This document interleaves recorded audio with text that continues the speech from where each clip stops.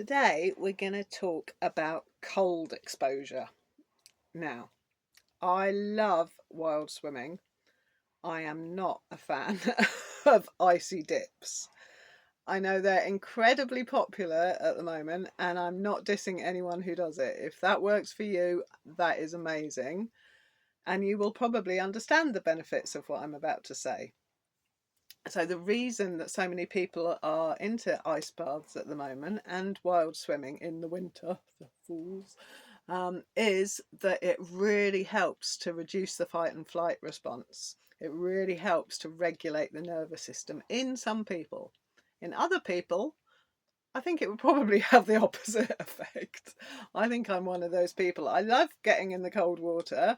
I fully understand the benefits of it, but I have to be able to get warm straight away afterwards. It has to be sunny. I cannot do it in the cold. But I'm going to give you some tips on how, if you're like me, you can still get the benefits of cold exposure. So I'm not even a fan of a cold shower if it's cold. I need to be warm again straight away afterwards. I think I've got ice in my veins. But what I can do is have little bits of cold.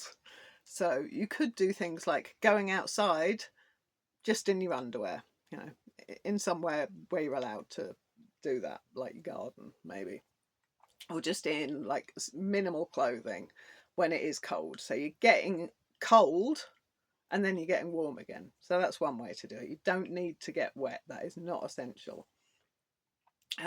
You can just try popping your face into a bowl of cold water. If you can get the back of your head, even better. Again, not necessarily. A cold compress can be a good way to start. So like even a bag of peas or an icy flannel on the back of your neck, really good. So you've got the vagus nerve going down the neck. So if you've got the flannel around the back of the neck, you're getting that cold water, that cold compress on the vagus nerve. These are all ways to trigger that response without taking your clothes off and getting in the freezing cold water.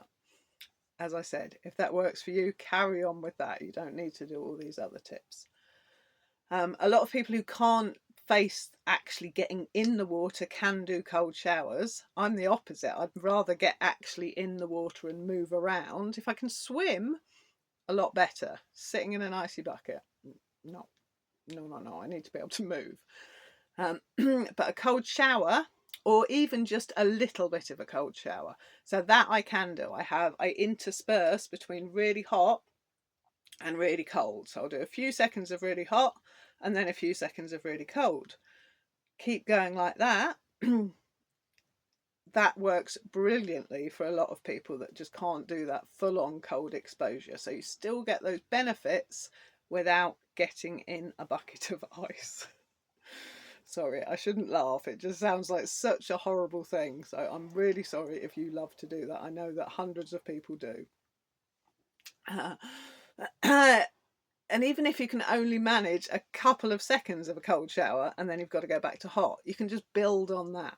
So try, 5 seconds, then try building up to 10. If you can get it up to like 30 seconds, even a minute, that's amazing. You're probably doing better than me. I haven't timed it for a while.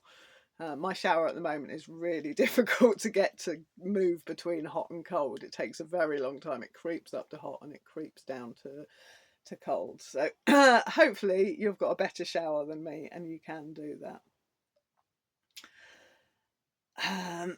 Other things that I like to do, this is going to be another tip another day, grounding. But if you do it with bare feet outside in the winter, don't get frostbite. Don't do it if, like Dana, you're in the Arctic. Dana, don't do this. Dana's in the group and she's volunteering in the Arctic for Christmas. Yeah, if you're going to get frostbite, don't do it. But just a few minutes of walking outside, even when the ground is cold, even better when it's wet. So wet grass is amazing for walking on. I'll tell you more about that when we talk about grounding. But it's a good way to get that cold exposure. It doesn't have to be your whole body. It can be your hands or your feet. So long as you're going to get them warm again afterwards and not get frostbite. I hope some of these tips have been helpful. Let me know if you've got any questions. Let me know if you like an ice bath. See you next time.